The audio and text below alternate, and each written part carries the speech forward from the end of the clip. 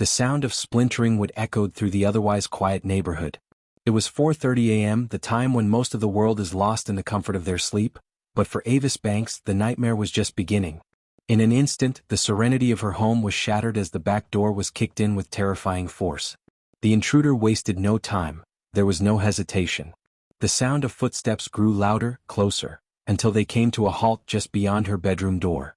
Inside, Avis was pregnant, and at 8 months along, she had every reason to feel safe in her home, in the place where she was meant to start a new chapter with her soon-to-be husband. But what awaited her was far from the future she envisioned. The man who had breached her home was not a stranger. He was someone she had once known. Someone who had once been close. But now there was only rage and dark obsession in his eyes. Avis had always been a beacon of joy and kindness, loved by all who knew her. A beacon that is, until one person, one desperate, obsessive soul, sought to extinguish it. The man who had kicked in her door was Marcus, her ex-boyfriend, a man she had once been in love with. Their relationship had ended months before, but for Marcus, it had never really ended. He couldn't move on, and the idea of her moving on without him had driven him to a maddening obsession. Avis had hoped, prayed even, that she would never have to see him again. But fate, it seemed, had other plans. She didn't have time to think, only to react. The creaking of the door as it swung open was the last sound she ever heard before the rush of adrenaline kicked in. She grabbed the phone on her nightstand, her hands shaking, and tried to dial 911, but before she could make the call, a sharp, quick motion, a flash of steel, slashed through the air. She was hit, not once but multiple times. With the last of her strength, Avis managed to kick the attacker away from her. Blood pooled on the floor beneath her, a crimson stain spreading beneath her like a surreal painting. She gasped for air, her vision blurry. As the world around her began to spin, she could just barely make out Marcus's cold face above her, his eyes full of hatred. But then something strange happened. He backed away. What?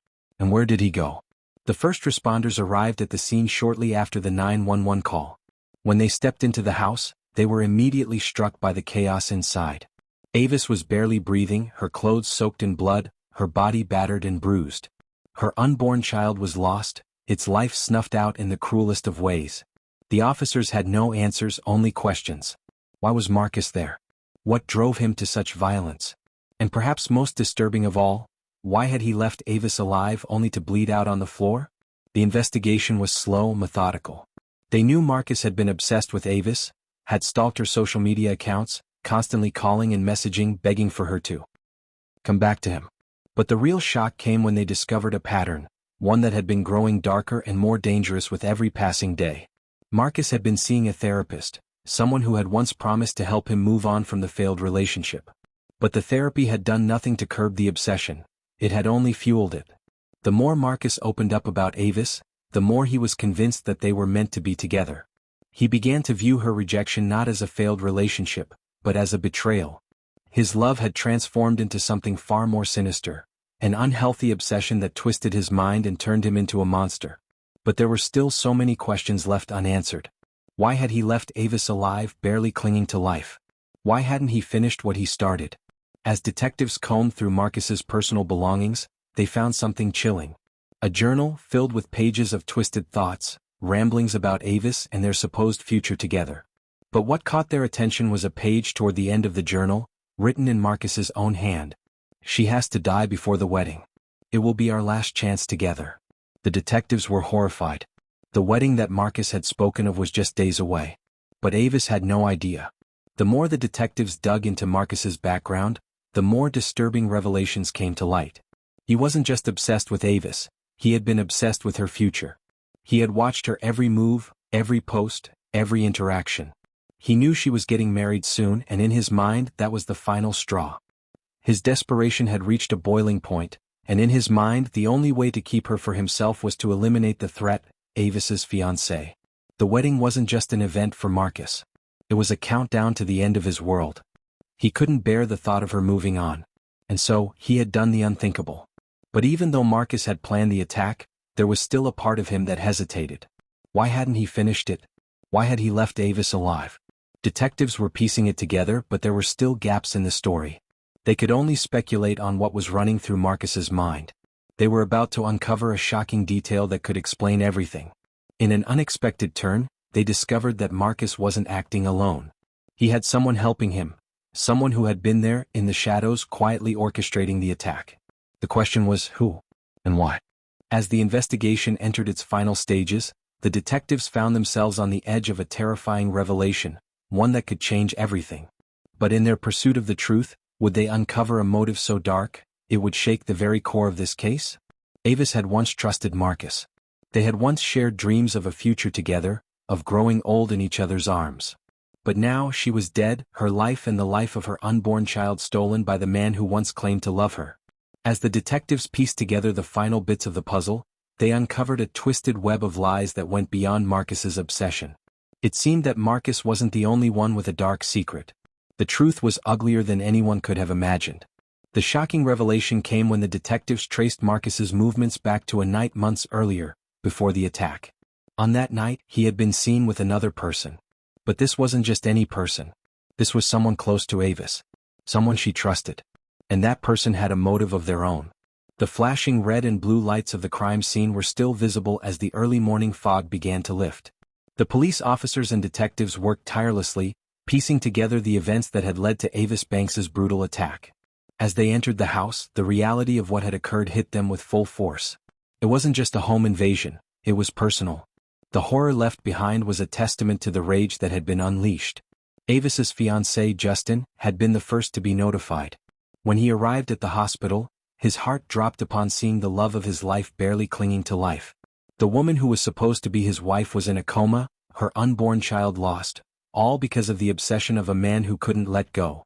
Marcus, Justin whispered to himself, though he didn't need to speak the name aloud. Everyone knew who had done this. The question was why, and why leave her alive? Detectives combed through the house for hours, collecting evidence, fingerprints, hairs, anything that could give them more answers. And it was in a small hidden drawer of Marcus's belongings that they found the most damning evidence yet, a collection of photos.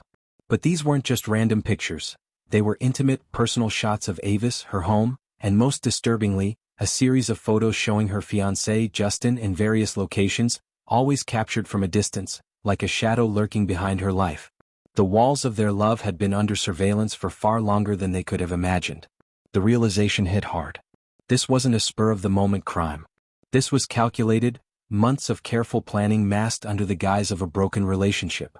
But the most chilling discovery came in the form of Marcus's social media account. He had posted in cryptic messages about a final reckoning. A wedding wasn't just a celebration for him, it was a symbol of Avis's betrayal, a betrayal that would be avenged. In one haunting message he wrote, "When she says I do, I'll be the one she regrets leaving." Detectives knew they were dealing with a man obsessed, but they had no idea how far his obsession had truly gone. Just as they thought they were closing in on Marcus, the investigators received an unexpected call. The call came from a source they hadn't anticipated, Avis's best friend, Kelly. Kelly had been one of the few people who had kept in contact with Marcus after the breakup, trying to maintain peace between the two. She claimed to have important information that could change the entire course of the investigation.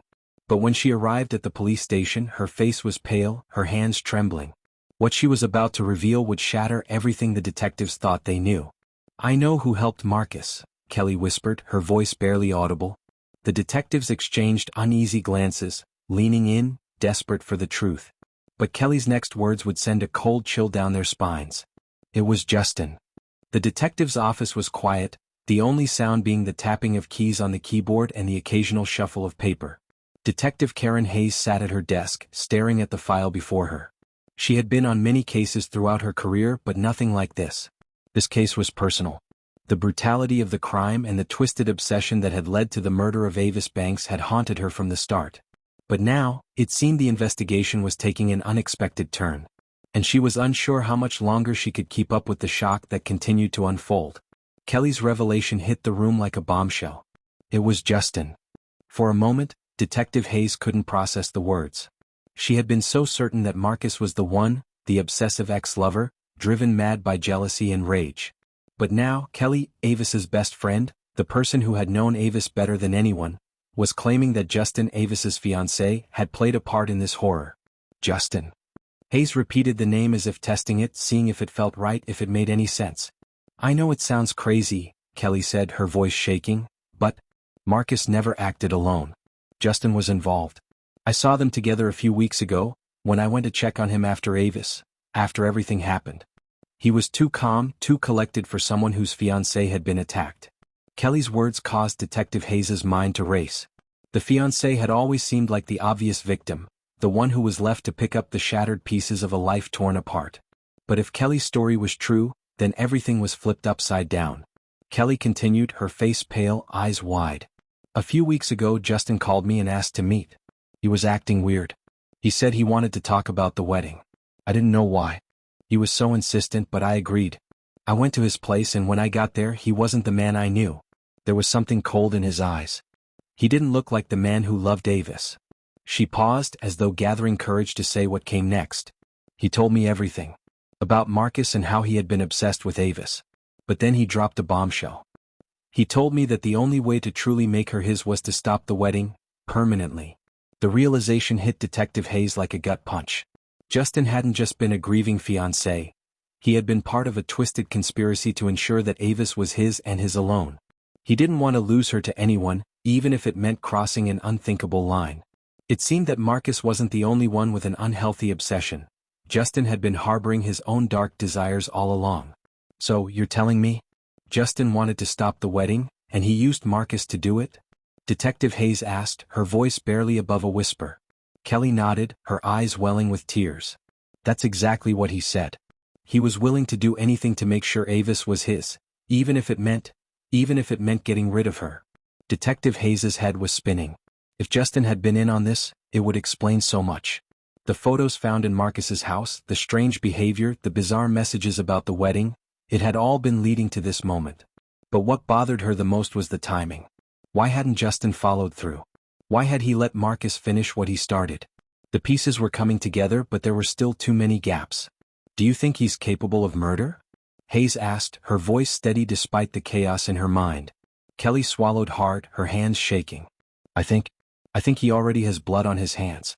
I know him, Detective. I've known him for years. He's charming, persuasive, but deep down there's something wrong. He was never the man he pretended to be. Not once they started planning this. She wiped a tear from her cheek. I never thought I'd say this, but I think Justin's been playing all of us. Hayes sat back, her thoughts a whirlwind. If what Kelly said was true, then Justin wasn't just a victim of obsession. He was a perpetrator, someone who had planned this attack from the beginning, using Marcus as a pawn in his sick game.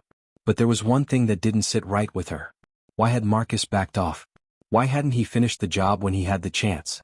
Marcus didn't kill her, Kelly said, as if reading Detective Hayes' thoughts. He didn't have the heart to do it. Justin convinced him that leaving her alive would make her more desperate, would give him the chance to manipulate her again. He played on Marcus's weakness. With Kelly's information, Detective Hayes knew it was time to confront Justin. The carefully constructed facade of grief and innocence would soon be shattered. He had no idea how much Kelly had revealed, no idea that his dark secret was on the verge of being exposed. The detectives went to Justin's home that afternoon, hoping to catch him off guard. He was sitting in his living room when they entered, his expression unreadable. The calm, almost rehearsed demeanor he had maintained throughout the investigation now seemed eerie, as though he was playing a role. Mr. Thomas, Detective Hayes said, her voice firm. We need to talk. Justin stood slowly, his eyes darting between the detectives. What is this about? He asked, trying to sound surprised, but there was a nervous edge to his voice. About your involvement in the attack on your fiancé, Hayes said. About the conspiracy with Marcus. We know everything. For a moment, Justin was silent. Then, his lips curled into a tight smile, his eyes gleaming with something dark. Do you? He asked, his voice eerily calm. Justin stepped closer, his gaze unwavering. You think you've figured everything out, don't you? You think Marcus is the only one who's obsessed. But you don't understand, Detective. You don't understand what it's like to love someone so completely, so desperately, that you'll do anything to keep them. Hayes felt a chill crawl up her spine as Justin's voice dropped lower, like a whisper of a man unraveling. Avis was never going to be with me. She was never going to be the way I wanted her to be. But I couldn't let go. I couldn't let her slip away. So, I did what I had to do. I gave Marcus what he wanted, and then I waited. I waited for her to come back to me. Detective Hayes' mind raced as she processed Justin's confession. It was clear now that he wasn't just an accomplice. He was the architect of it all, pulling the strings from behind the scenes, controlling the situation. And the worst part? He still believed that Avis was meant to be his, even after everything. But there was something else, something that Justin said that made Hayes freeze. You know, Justin continued, there's still time. Even now it's not too late. I could still have her. I could make her see that we're meant to be together. If you just let me go, if you just let me fix what's broken. The detective stepped forward, prepared to arrest him, but Justin wasn't finished. Do you really think this is over? He asked, his voice taking on a maddened edge. You think I'm the only one who's been hiding secrets? You have no idea who else is involved in this. There's more. There's so much more. As they handcuffed him and led him out of the room, Hayes felt a shiver run down her spine. She thought the case was over, that the truth had finally been revealed. But Justin's cryptic words echoed in her mind. You have no idea who else is involved. The detectives had thought the web was unraveled, but in reality, it was just the beginning. There were more players in this twisted game. More people hiding in the shadows, waiting for the right moment to strike. And the biggest question of all, who else had Justin been working with? The truth was darker than anyone could have imagined.